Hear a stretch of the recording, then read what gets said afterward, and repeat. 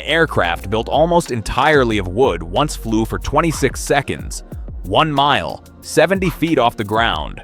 It never flew again. Not because it crashed. It flew exactly the way its builder said it would, in front of reporters and government officials who had spent 2 years calling it a fraud. The man who built it had spent more money on a single aircraft than any private citizen in history. Money the government had given him to build a weapon for a war that ended before the plane ever left the water. By the time it finally flew, the war had been over for 2 years, and a Senate committee had already accused him, in public, of stealing the money. He responded under oath with a single sentence: "If this aircraft is a failure, I will leave this country and never come back." It wasn't a failure, and it still never flew again. This is the story of the Hughes H-4 Hercules, the Spruce Goose, the aircraft that proved its builder right and was retired anyway. In 1942, the United States was losing ships to German submarines faster than shipyards could replace them. Atlantic convoys were being destroyed by the dozen. The war planners needed an alternative, a way to move troops and cargo across the ocean without exposing them to torpedoes. Henry Kaiser, an industrialist who built ships faster than anyone in the country, proposed something that sounded absurd. An aircraft so large it could carry the cargo of an ocean-going ship and fly over the submarines instead of sailing through them. He needed an aircraft designer. He partnered with Howard Hughes. There was an immediate problem. Wartime aluminum was rationed entirely for combat aircraft. There was none available for an experimental cargo plane, regardless of how promising the concept. Hughes and Kaiser were told, "If you want to build this, you build it from wood." Hughes agreed. The result was a flying boat built almost entirely from birch, laminated and compressed into a structure strong enough to carry over 400 tons, a wingspan of 97.5 meters, 8 engines, a hull large enough to carry 700 fully equipped soldiers in a single flight. The government contract called for 3 prototypes. Hughes spent years on the first one alone. By 1944, the submarine threat that justified the entire program had been substantially reduced. Allied anti-submarine technology had improved. Shipping losses had dropped. The military case for an enormous wooden flying boat was disappearing in real time while Hughes was still building it. By 1945, the war in Europe was over. By September of that year, the war in the Pacific ended as well. The aircraft Hughes was building had been designed to solve a problem that no longer existed. Kaiser withdrew from the project in 1944, frustrated by delays and cost overruns. Hughes continued alone, funding an increasingly larger share of the program from his personal fortune. The government had spent millions of taxpayer dollars on an aircraft that the war no longer required, built by a single eccentric millionaire who refused to stop. That combination, public money, a vanished justification, and an increasingly singular obsession, created exactly the conditions for a political reckoning. If you're still here, don't forget to like this video and subscribe to our channel so you don't miss any of our videos. Let's get back to the video. In 1947, a Senate committee investigating wartime military contracts began examining Hughes's aircraft program directly. The aircraft had cost approximately $23 million by that point, most of it government funds, and had not yet flown. The hearings were public, hostile, and widely covered. Senator Ralph Owen Brewster, who chaired the investigation, suggested publicly that Hughes had taken government money for an aircraft that would never fly at all. That the entire program might have been, in effect, an elaborate and expensive failure. Hughes did not respond through lawyers or representatives. He flew to Washington and testified himself. He told the committee, under oath and in front of the press, a sentence that would define the rest of the program. "If the flying boat is a failure, I will probably leave this country and never come back." He meant it as a stake driven into the ground. The committee took it as a challenge. Hughes returned to Los Angeles knowing exactly what was required of him. Not certification, not a development program. Proof.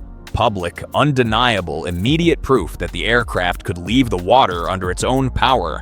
On November 2nd, 1947, with reporters and government observers gathered at Los Angeles Harbor specifically to watch a high-speed taxi test, not a flight, Hughes took the aircraft to full power. It lifted off the water.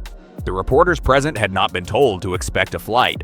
Some accounts suggest even Hughes' own engineering team was uncertain whether he intended to fly that day or simply demonstrate taxi speed.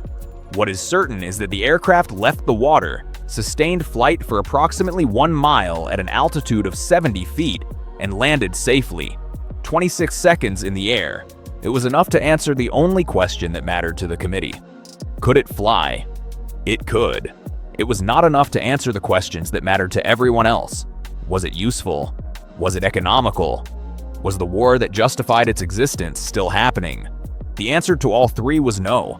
There was no single order grounding the Hercules. No regulatory authority issued a formal ban. What happened instead was quieter and in some ways more permanent. The political moment that the flight was meant to address had already passed. The war was over. The committee's interest had been in whether Hughes had defrauded the government. And one successful flight, however brief, technically answered that question without requiring the aircraft to ever fly commercially or militarily again. There was no remaining mission for the aircraft to perform. The cargo across the ocean problem it was built to solve no longer existed. Commercial aviation was moving toward Boeing and Douglas's all-metal aircraft, which could be produced faster and cheaper than a single hand-built wooden flying boat. Hughes made the decision himself. He retained the aircraft, fully maintained, in a climate-controlled hangar in Long Beach. He paid the costs personally for the rest of his life, reportedly over $1 million a year, to keep a flight crew on standby and the aircraft in flight-ready condition. It never flew again, not because anyone forbade it. Because the war ended, the funding scrutiny never fully lifted, and the only person who still believed in the aircraft's future was the one person paying to keep it ready for a flight that both he and everyone around him understood would never come. The total program cost has been estimated at over $40 million in 1940s currency. A staggering sum for a single aircraft, the vast majority of it Hughes' own money by the program's end. He spent that fortune to fly an aircraft for 26 seconds. Critics at the time called it the most expensive publicity stunt in aviation history. Supporters argued that the aircraft proved a genuine engineering achievement, that an aircraft of that size, built from wood, under wartime material restrictions, could fly at all was itself remarkable, regardless of whether it ever entered service. Both things were true simultaneously. The flight was real, the achievement was real, and none of it mattered to the institutions that needed the aircraft to justify its cost through continued use that war's end and aviation's rapid shift to metal airframes had already made obsolete before the wheels ever left the water. Howard Hughes died in 1976. The maintenance crew he had funded for nearly 3 decades continued their work for a period afterward, keeping an aircraft that would never fly again in a state of permanent readiness. A strange tribute to a man who could not let go of something the rest of the world had already moved past. The aircraft was eventually sold, displayed, and relocated multiple times. It now resides at the Evergreen Aviation Museum in McMinnville, Oregon, where visitors can walk beneath a wingspan that once carried the weight of a government investigation, a war that ended too soon, and one man's refusal to be called a failure in public. It flew once. It proved everything it needed to prove. And then it never flew again. Not because it was banned in the way most aircraft are banned, but because by the time it finally answered the question everyone was asking, the question no longer mattered to anyone but the man who built it. Some aircraft are remembered for what they did. The Hercules is remembered for what it proved once in 26 seconds and then never did again. That is rare in aviation history. Most aircraft fly until they fail, are replaced, or are retired through gradual obsolescence.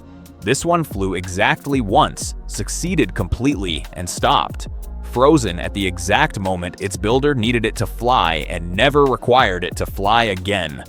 If you like this, then the 10 massive airplanes in this video right now on your screen will change how you see aviation completely.